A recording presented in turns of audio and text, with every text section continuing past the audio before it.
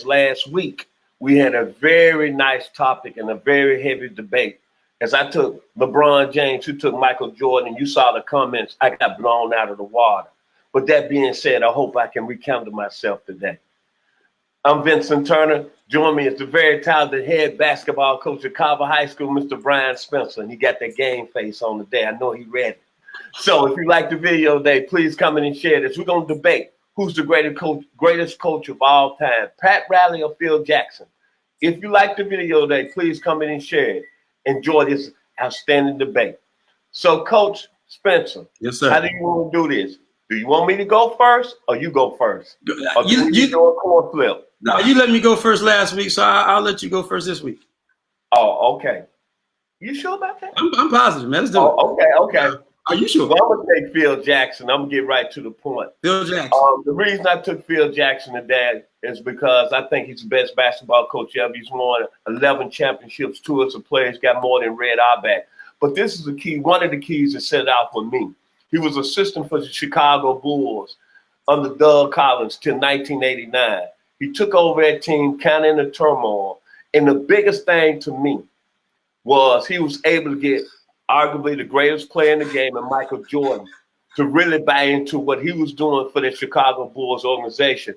Then he took his assistant coach, Tex Winter, and then started the triangle offense, and the rest is history. That was one of the biggest things that I'm choosing Phil Jackson as my coach of all time. And you saw what happened with that Bulls team. They won 3 in a row with Michael Jordan. He had to take a hiatus. He came back. They won 3 more, and Phil Jackson was able to keep that team together. Then one other key that really separates me why I'm taking him over Pat Riley. When Jordan left that year and Phil Jackson coached that team from 93 to 94, the players he had on that team, Bill Wellington, Steve Kerr, B.J. Armstrong, Horace Grant, Tony Kukoc, Scottie Pippen, that team won 55 games, man. They had started out 8-8 that year. Then they ended the year on a 10-game winning streak. He kept that team together. And to me, he coached them up. And they lost in a very tough second round to the New York Knicks. Now, that's why I'm taking Phil Jackson. And if you look at Pat Riley with them great Laker teams, what got him really started, he inherited. When he took over that Lakers team, really was Paul Westhead who really built the team. Let's be real here. He took over, at that time, the greatest point guard in the game, Magic Johnson. He had the greatest center in the game, Kareem Abdul-Jabbar. And he had the greatest power forward in James Worthy. So I rest my case. You on the clock now, Coach Spencer. Man, as always, man, you make some great points. But you talk. Let's deal with Phil Jackson first. Let's deal with him first, okay? You said that he took the Chicago team that was in turmoil and made them winners or whatever. I can agree with that to a certain standpoint. They were on their way. They hadn't found their way yet, but they were on their way. Kind of similar to what we talked about last week.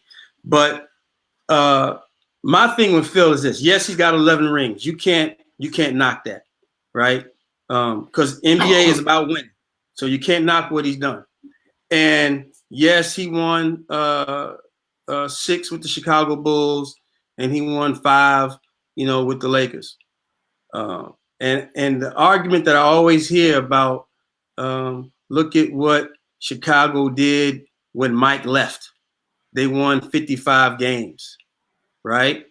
But what happened that next year? They won 47. They lost to Orlando Magic. Mike came back, I think, in the middle of the year, and they lost to Orlando Magic in the Eastern Conference Final. Yeah, they won 47 games that year. Okay. Right? All right. And 11 of those 41 came after Mike came back. Okay. Okay. So they might not have won. They won 6 games in a row on Mike's return. So they might not have won 40 games had Mike not come back. So I hear all this talk about, Phil this, Phil that. Phil hasn't won a championship without Mike. Phil hasn't won a championship without Kobe. Phil hasn't won a championship without Scottie Pippen. You know, and also what happened? It's amazing to me that in the 2 worst seasons that he had in Chicago were 2 years he didn't have Mike. You know, so a lot of his success is more attributed to his talent than it is to him. What happened? What happened when the Lakers, when Shaq left? What happened to his numbers?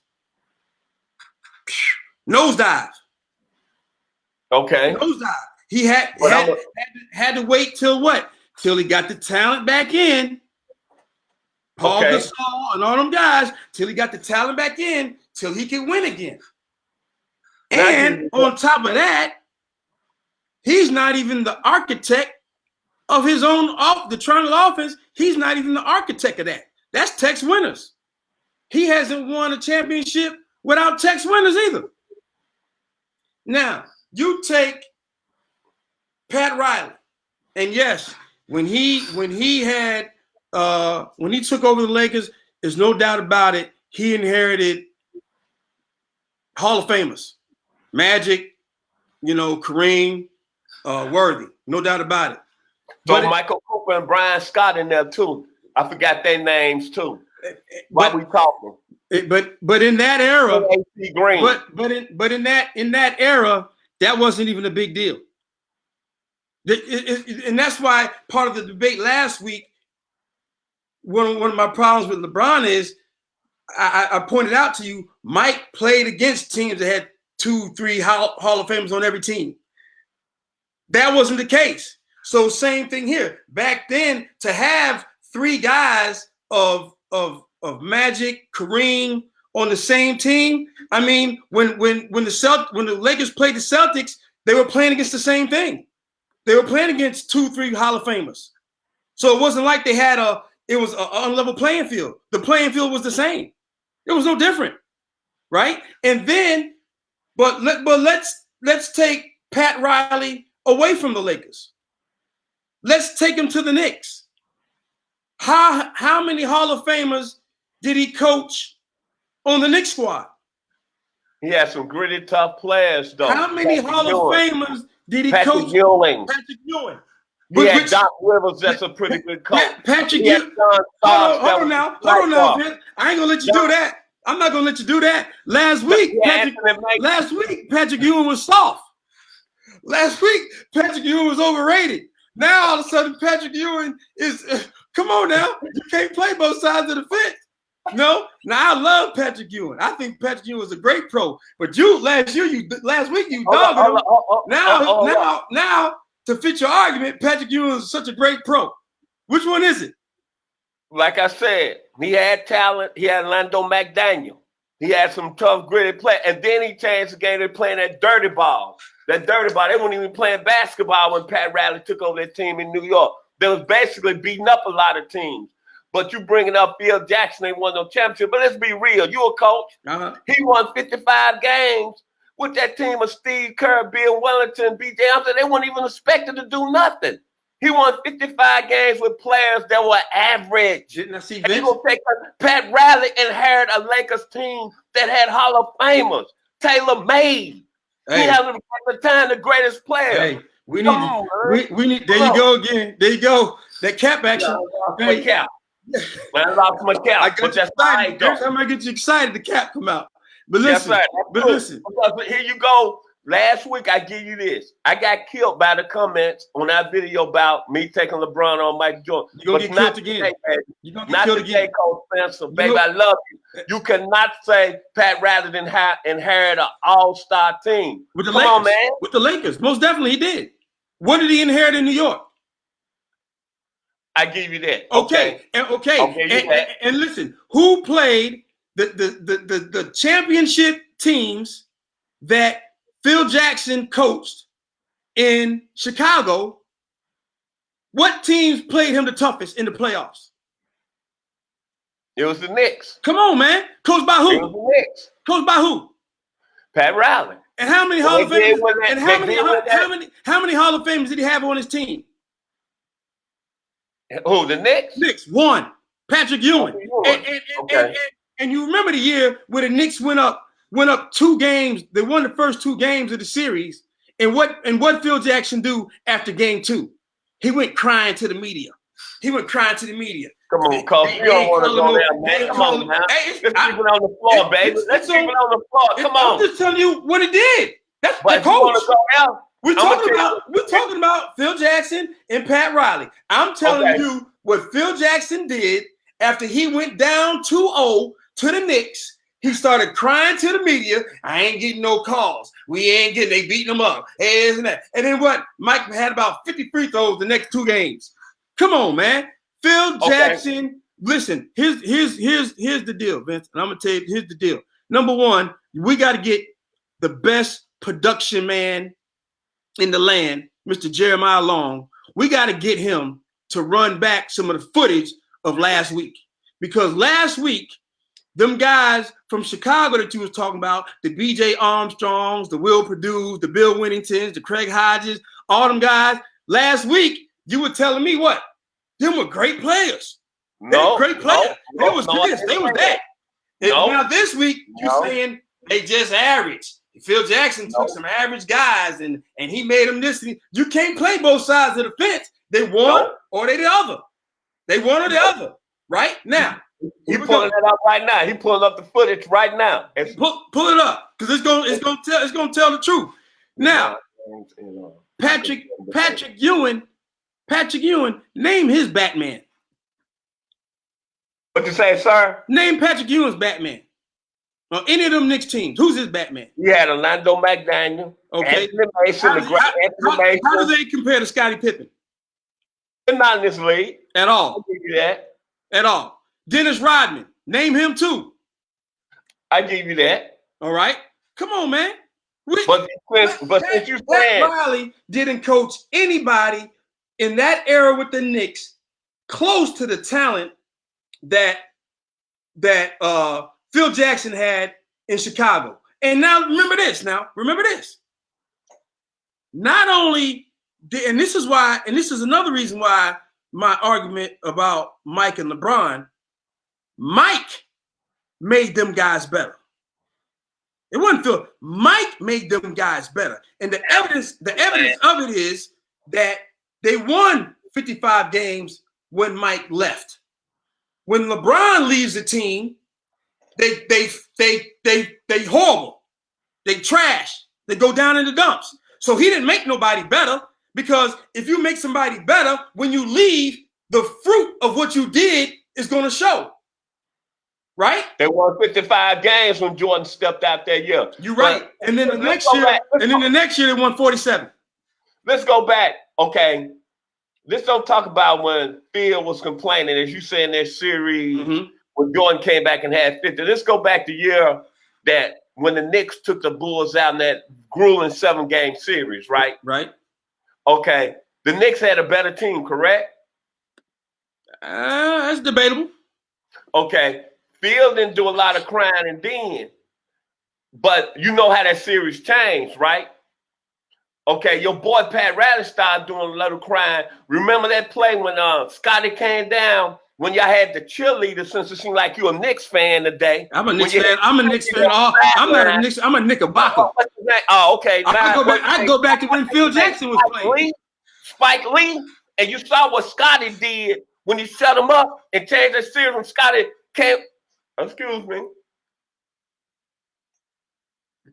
Apologize to my audience out there.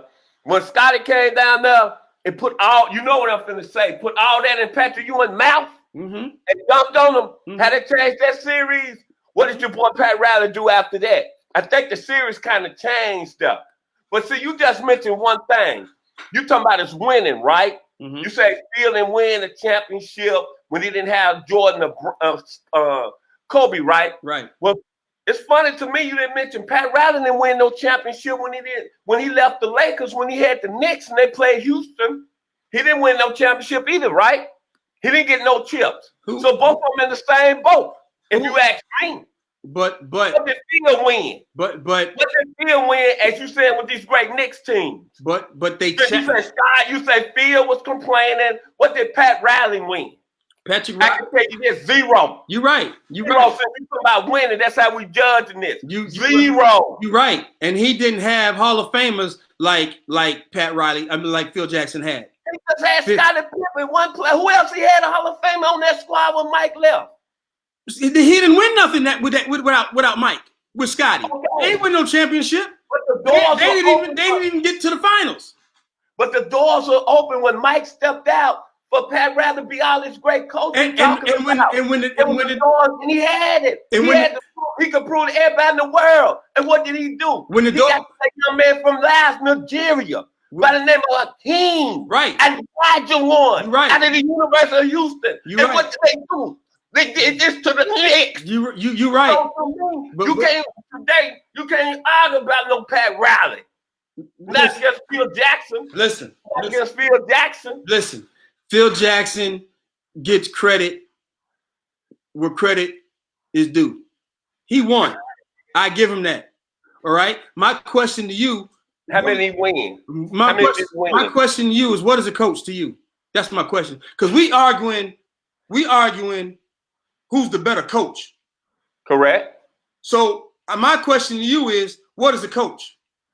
Well, see, I'm gonna try to answer that question because see, I'm just a guy that likes the game of football. So I know how to stay in my lane. You coach at a high level. So I don't know what it really takes to be a good coach. No, I'm just asking you.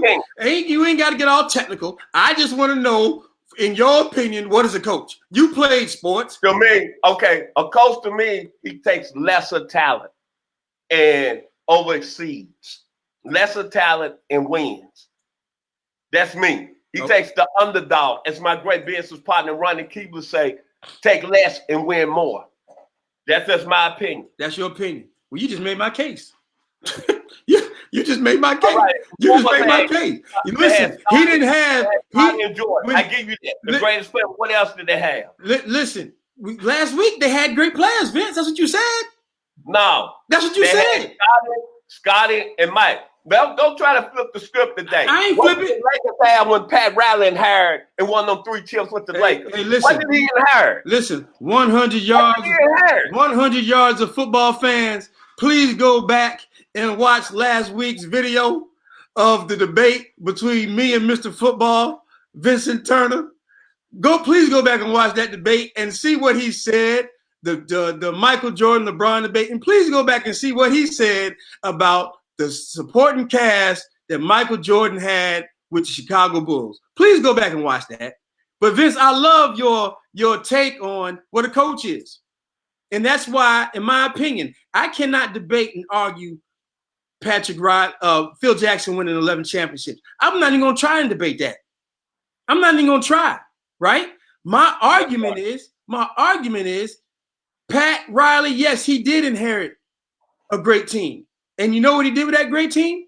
He won 4 championships. Correct. He won championships with them.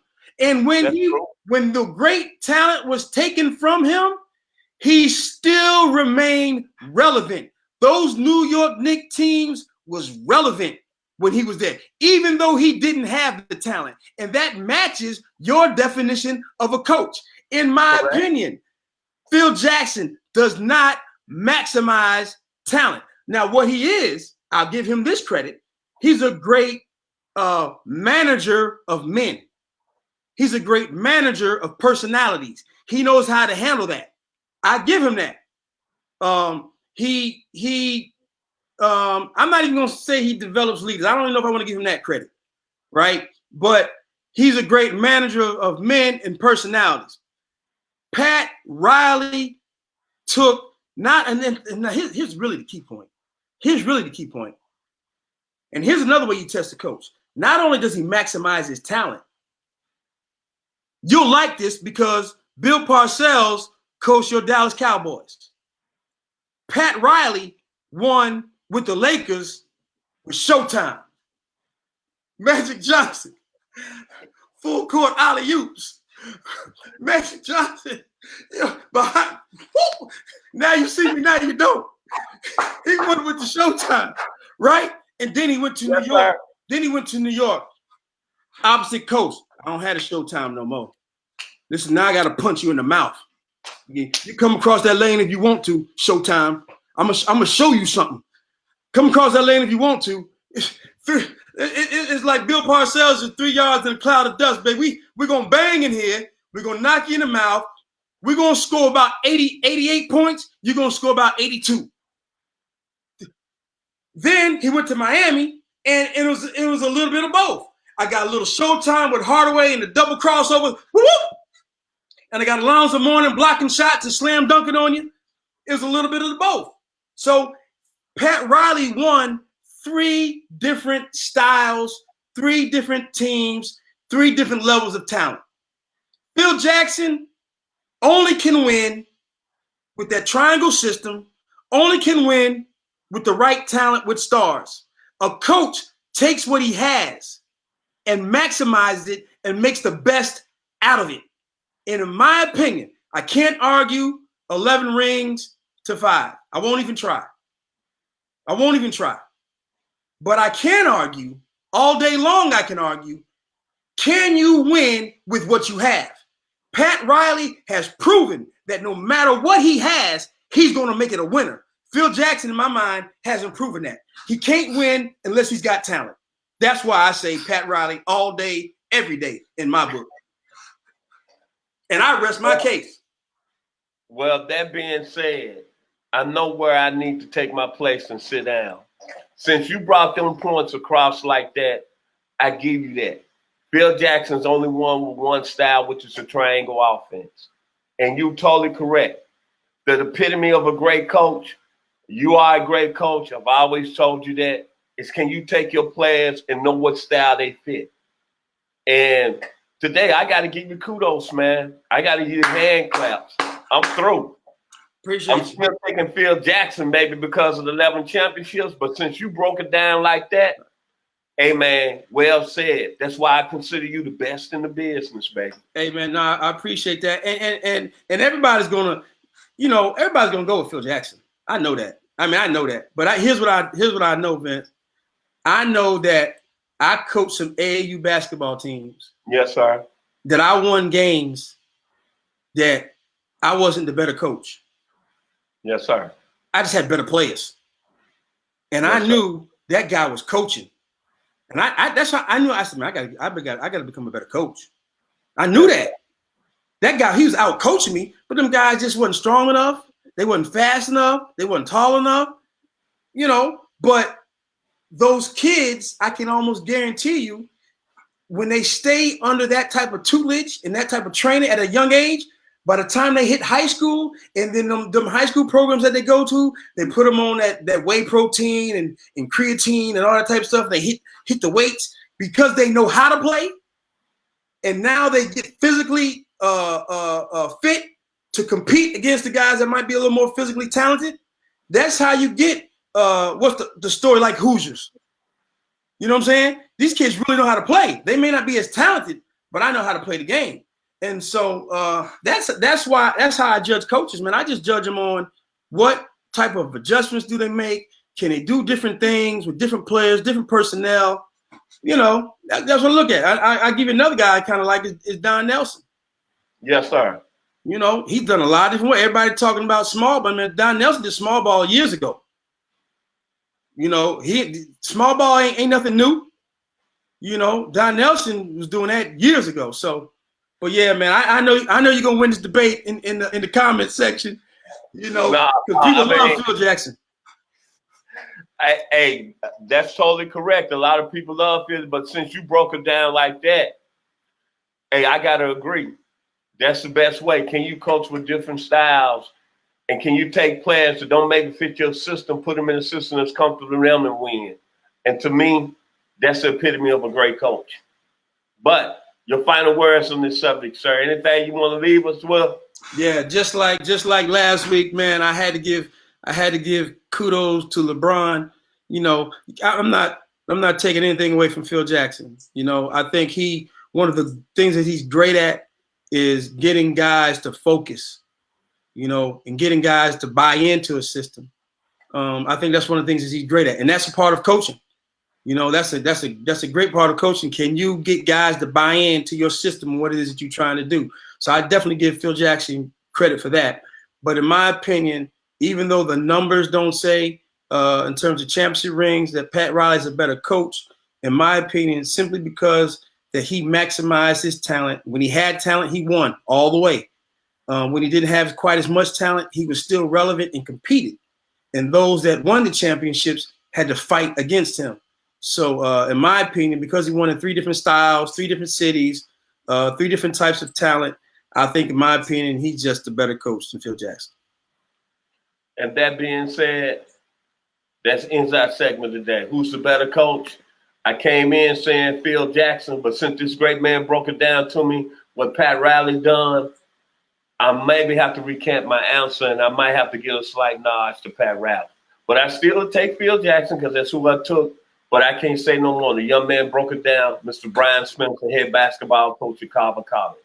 If you like the video today, please come in and share it. And we'd like your comments from last week. Thank you for the outstanding response. Yeah. This young man, as I say, he's the next big thing in basketball, baby, and he's coming.